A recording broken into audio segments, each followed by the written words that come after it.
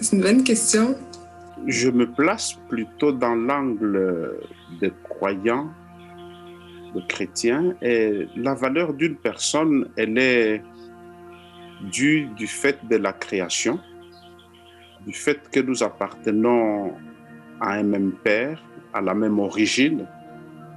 Donc, la valeur d'une personne, c'est celle que j'accorde à ma personne elle-même, c'est-à-dire la plus élevée qui puisse être. Donc, il n'y a pas chez moi une distinction de classe ou de hiérarchie. Toute personne a une valeur parce qu'elle est vivante, parce que, je veux dire, Dieu lui a donné la vie. Le fait qu'on a été créé à l'image de Dieu, c'est ça qui fait notre valeur, en fait. C'est le fait qu'on a tous Dieu en nous et qu'on est tous à son image. C'est ça la valeur, en fait. C'est l'amour de Dieu pour nous. Moi, je le vois comme ça.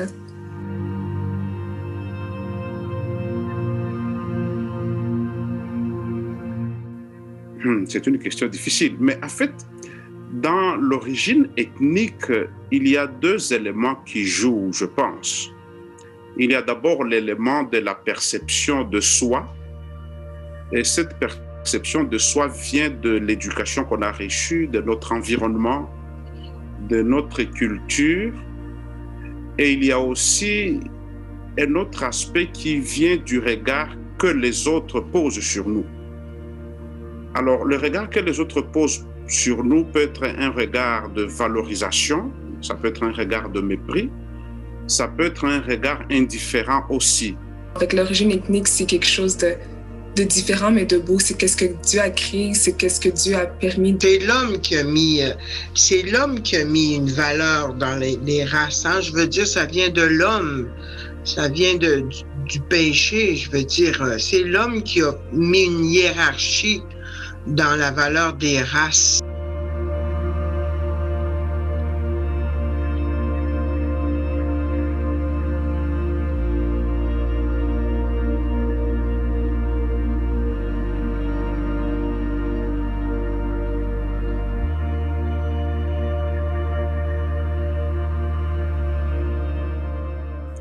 En fait, ce texte-là, pour moi, c'est un défi, en quelque sorte. C'est un défi dans la mesure où, lorsque je pose un regard sur quelqu'un ou lorsque je vois une personne à mes côtés, qu'elle puisse être de mes origines ethniques ou d'une autre origine, il y a toujours un jeu mental qui se passe en moi, qui est le résultat de tous les préjugés que j'ai pu avoir ou des expériences.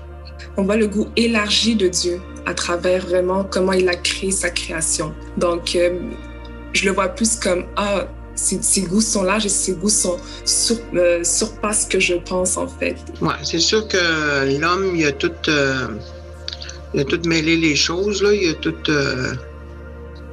a tout hiérarchisé les cultures et tout ça. Mais c'est ça, Dieu donne la valeur à l'homme parce que c'est lui qui l'a créé, qui a donné la vie. Je dois essayer d'harmoniser dans les meilleurs moyens, par tout ce que je peux, arriver au niveau du regard que Dieu pose sur chaque être humain. Parce que si le texte dit clairement que Dieu crée l'homme selon son image, selon d'autres textes, ou selon sa ressemblance. Ce qui fait que l'être humain a une relation privilégiée avec Dieu dans la création. Parce que dans le récit de la création, c'est la seule créature qui a ce lien privilégié avec Dieu.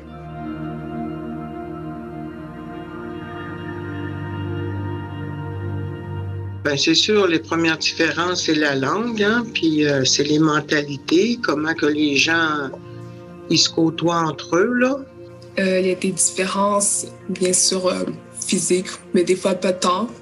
Il y a des différences dans la langue, dans l'éducation, dans les repas. Il y a de la différence aussi dans même la manière de s'habiller, le comment parler avec certaines personnes. Tu peux pas Par exemple, regarder dans les yeux, on ne peut pas fixer trop longtemps dans les yeux. Certaines personnes regardent plus vers le bas quand on va sur un aspect d'autorité. Je sais que moi, dans mon pays, c'est un peu comme ça. Donc, si une personne est plus de type d'autorité, on les voit automatiquement, puis on baisse un peu plus les yeux. Ce qui n'est pas, admettons, ce qui est différent, admettons, avec les pays un peu plus occidentaux, c'est ce que j'avais remarqué ici. Les gens regardent de plus en plus dans les yeux quand ils ont à communiquer. On peut parler avec l'autorité et tout. Donc, on est tous de la même race, on est tous de la même nature, mais nous avons les arrière-plans historiques qui sont différents. Ça peut être des arrière-plans culturels ou autres qui sont différents. Mais avec le temps, je me suis rendu compte que je regarde les gens non pas avec le regard que j'avais lorsque j'étais petit, mais je le vois beaucoup plus dans le sens biblique.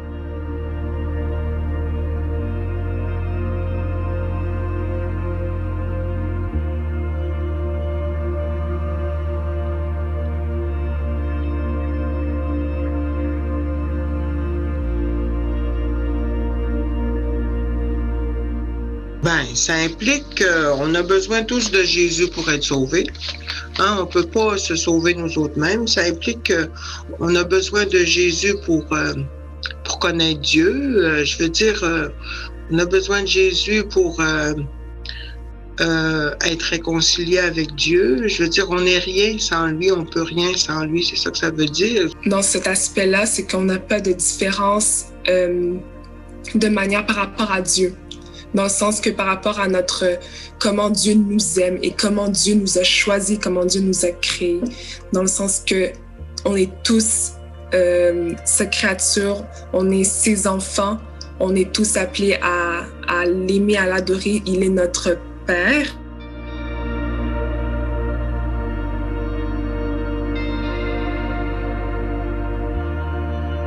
La Bible dit bien, regardez l'autre avec considération, plus haut même que toi. Nos différences devraient plutôt nous amener à la compassion. Et la compassion est aussi de grâce à la différence, comme Dieu l'a fait pour nous. Dieu a donné de la grâce et Dieu nous a donné vraiment de la compassion malgré nos différends, malgré qu'on n'est pas parfait, on est très très loin d'être parfait et la personne devant toi est loin d'être parfaite aussi, mais ça n'empêche pas non plus qu'elle mérite de la compassion, de la grâce et de la compréhension. Et on n'a pas tous les mêmes façons de répondre à un certain événement ou situation. On n'a pas tous la même éducation, le même background, la même façon de communiquer. Moi, ça nous apporte des nouveaux façons de voir, des nouvelles mentalités. Moi, je sais bien que j'aime beaucoup travailler avec les Blancs ici parce que ça me motive, tu sais, ils montrent des techniques, ils montrent des modes d'intervention. On s'apporte, puis eux autres aussi me le disent. En tout cas, c'est le fun. Lise, t'apportes un nouvel aspect dans ce que tu es, ta culture. On peut s'apporter. C'est une richesse, ça. Je veux dire, c'est une richesse qu'on a d'être capable de franchir ce mur racial-là, ce mur de culture-là.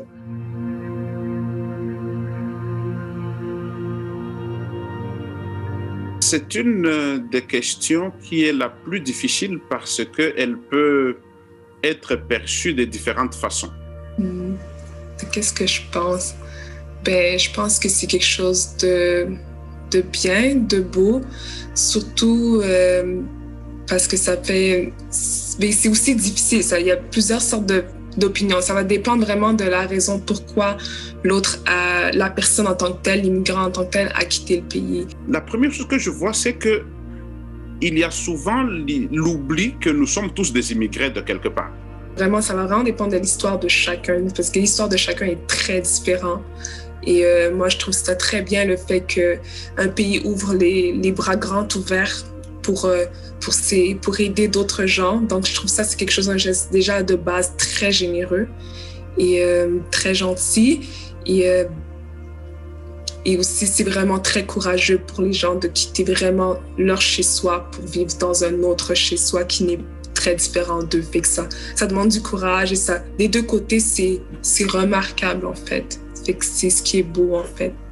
Donc, je dirais que le regard que j'ai, c'est que les immigrés, moi-même étant immigré, c'est que parfois nous ne sommes pas à l'aise, nous ne sommes pas capables de jouer le rôle de l'intégration ou bien de jouer le rôle d'intégrer pleinement l'évangile pour nous qui croyons en Dieu, l'évangile qui consiste à vivre avec tout le monde.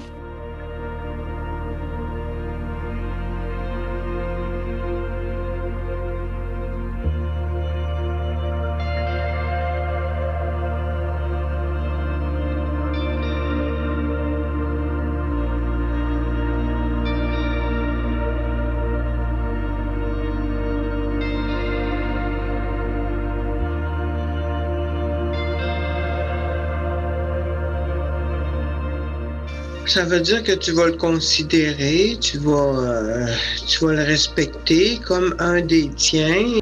Ma compréhension, c'est tout simplement que je ne suis pas dans tout simplement une compassion ou une idée de vouloir aider quelqu'un de façon provisoire et puis passer à autre chose.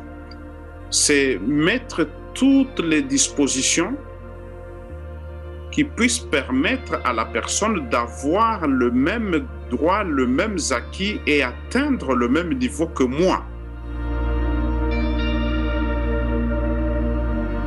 N'importe qui est ton prochain, je pense, selon moi. N'importe qui est ton prochain. Je pense pas qu'on devrait avoir un tri. Ah ben toi, t'es pas mon prochain, je t'aide pas. J'ai pas cette vision-là et cette valeur-là. Ton prochain, c'est comme ça revient encore à le deuxième commandement, aime ton prochain comme toi-même. Tout le monde est mon prochain. Tout le monde, toute personne est mon prochain. Mais le voisin ou le prochain, c'est celui qui, à mon avis, qui n'est pas moi, c'est toute personne différente de moi, en dehors de moi, qui a les mêmes aspirations, qui a droit au même, qui a le même besoin plutôt, qui a droit aux mêmes aspirations, qui a droit au même traitement et qui doit être traité comme j'aimerais être moi-même traité.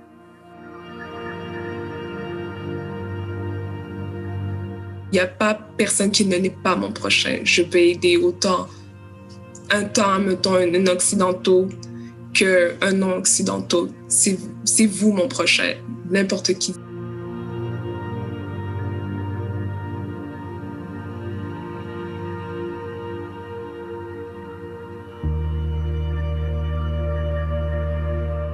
Ça peut aller par la pensée, par les paroles, par les gestes, les actions.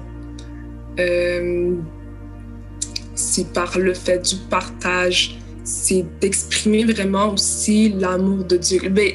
C'est d'exprimer l'amour de Dieu que tu as déjà en toi, qui t'a donné envers l'autre, en fait. Automatiquement, avec l'aide de Dieu, je comprends que ce que je ressens pour moi est tout aussi valable que pour l'autre. Donc l'autre, il est vu de la même façon que je me perçois.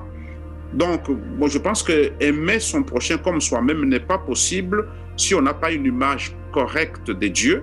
Il ne faut pas s'oublier dans tout ça parce que Dieu nous aime, puis Dieu veut nous apprendre à nous aimer nous-mêmes. Si on ne s'aime pas, je veux dire, on va avoir de la difficulté à aimer les autres aussi. C'est clair que si Jésus est un peu dans tout le monde, donc ça veut dire que quand tu aides l'autre personne, c'est clair que tu aides directement Jésus qui est à l'intérieur de cette personne-là aussi.